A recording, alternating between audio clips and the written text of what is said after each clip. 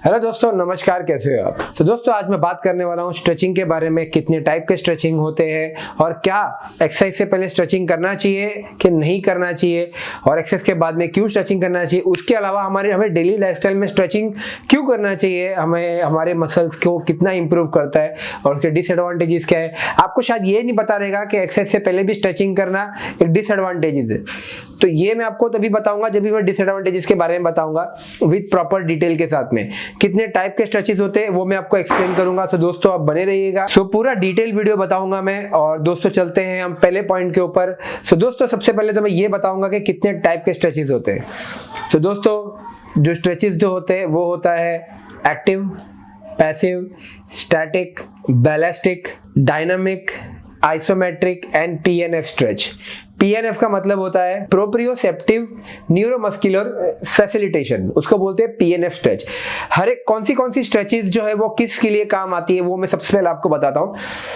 तो दोस्तों सबसे पहले होती है एक्टिव स्ट्रेच। एक्टिव स्ट्रेच मतलब ना किसी चीज का सपोर्ट लेके करना।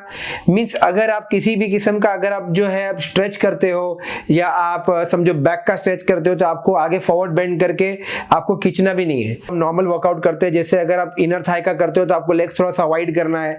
वैसे मतलब आपको किसी भी चीज का सपोर्ट नहीं लेना, ना वॉल का लेना है, ना खुद के हाथ से आपको पुश खुद के हाथ से आपको ऐसा करके प्रेस करना है या पुल करना है। सो उसे बोलते हैं हम एक्टिव स्ट्रेच। जो ज्यादा करके किया जाता है अपना कोई भी एक स्पोर्ट्स इवेंट के पहले, जैसे कोई एथलीट वगैरह रहता है वो रनिंग से पहले जो ज्यादा करके वो एक्टिव स्ट्रेच ही करता है।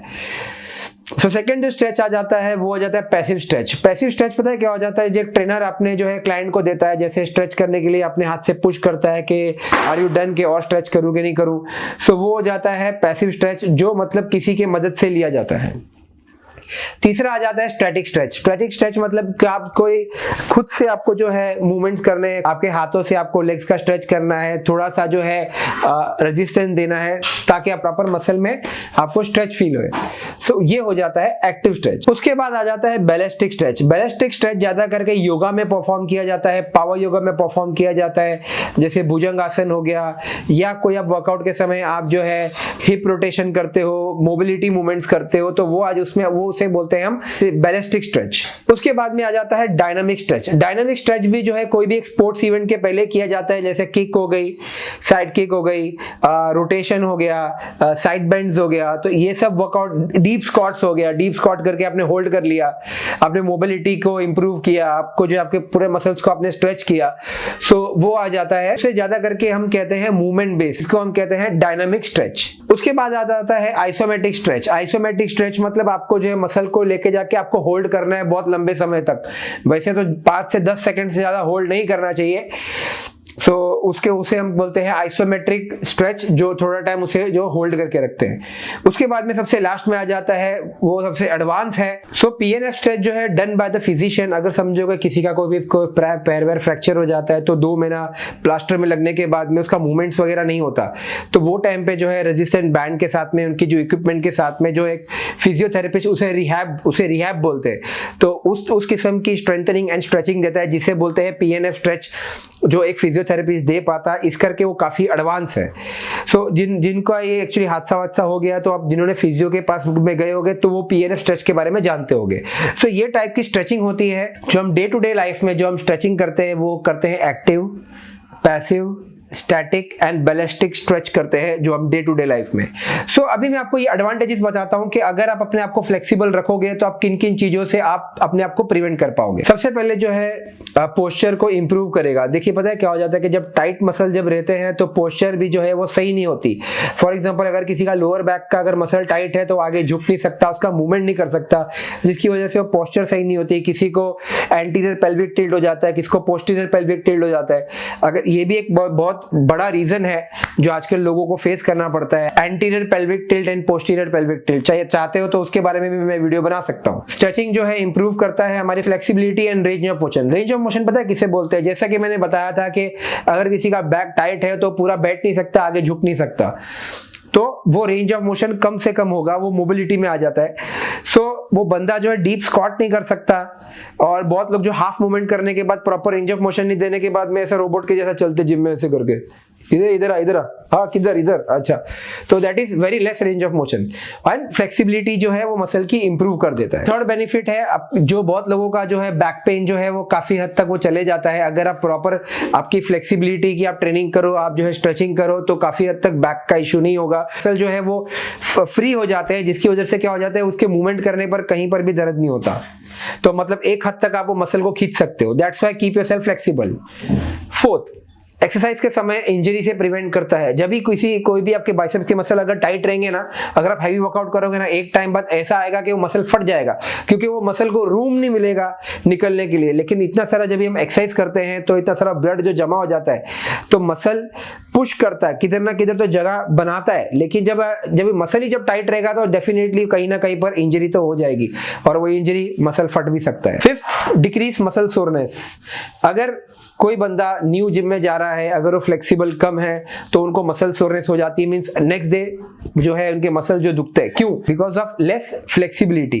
मैं आपको एग्जांपल देता हूं, एक फीमेल और एक मेल के लिए। Female are much more flexible, male are not that much flexible, क्योंकि उनकी बॉडी में मसल्स वगैरह ज्यादा रहते हैं। तो इस करके जो है फीमेल लोग अगर वर्कआउट करते हैं तो उनका बॉडी में सोरनेस अगले दिन कम रहती है, और मेन में सोरनेस ज्यादा रहती है। अगर आप फ्लेक्सिबल रखोगे, that can improve your muscle size. जी हाँ, आपने सही सुना, क्योंकि जब आप स्ट्रेच करते हो तो आपके मसल्स में जो है रूम जनरेट होता है। जब रूम जनरेट होता है तो मसल्स रिलैक्स होते हैं, मसल्स की फ्लेक्सिबिलिटी बढ़ती है, और आपके मसल्स को ग्रो होने को भी एक रूम बनता है। Seventh, can improve circulation. दोस्तों, जैसे मैंने बताया था कि अगर जो 6 पॉइंट में बताया था कि रूम बनता है, स्पेस बनती है, तो डेफिनेटली जो है मसल्स भी ग्रो होते हैं। वैसे ही अगर जो है फ्लेक्सिबल रहेंगे तो क्या होगा कि जो है ब्लड का सर्कुलेशन भी अच्छा होगा। नहीं तो क्या होगा, जब मसल अगर टाइट रहेंगे तो सर्कुलेशन प्रॉपर नहीं होगा, मसल का वेयर एंड टेयर नहीं होगा, इंजरी होगी, मसल्स ग्रो नहीं होंगे। सो दैट ये इसके 7 एग्जांपल है। साथ में आपको रीजन बताया है कि अगर कोई इंसान बॉडी जिसकी टाइट है तो उसको बहुत सारी प्रॉब्लम फेस करनी पड़ सकती है, नहीं पड़ेगी।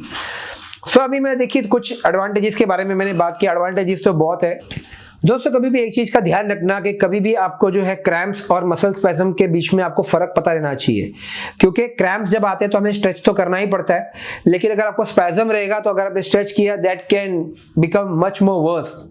क्योंकि मसल स्पैज्म पता है क्या हो जाता है, मसल स्पैज्म आपके मसल आपके थोड़े से खिंच जाते हैं, तो वो टाइम पे लोगों को पता नहीं रहता कि स्ट्रेच कब करना है। तो that is the biggest disadvantages कि आपको जो है मसल स्पैज्म और आपको क्रैम्प्स के बारे में पता रहना चाहिए कि क्रैम्प्स क्या है और मसल स्पैज्म क्या है। यहां पर हम गलती करते हैं, हम स्पैज्म के समय स्ट्रेच करते हैं, that can may lead to worse। तो स्पैज्म 2 पे चले जाता है, जहां पर आपके मसल थोड़े से टेयर हो जाते हैं और माइट भी रिकवरी करने को हफ्ते 2 हफ्ते लग जाते हैं।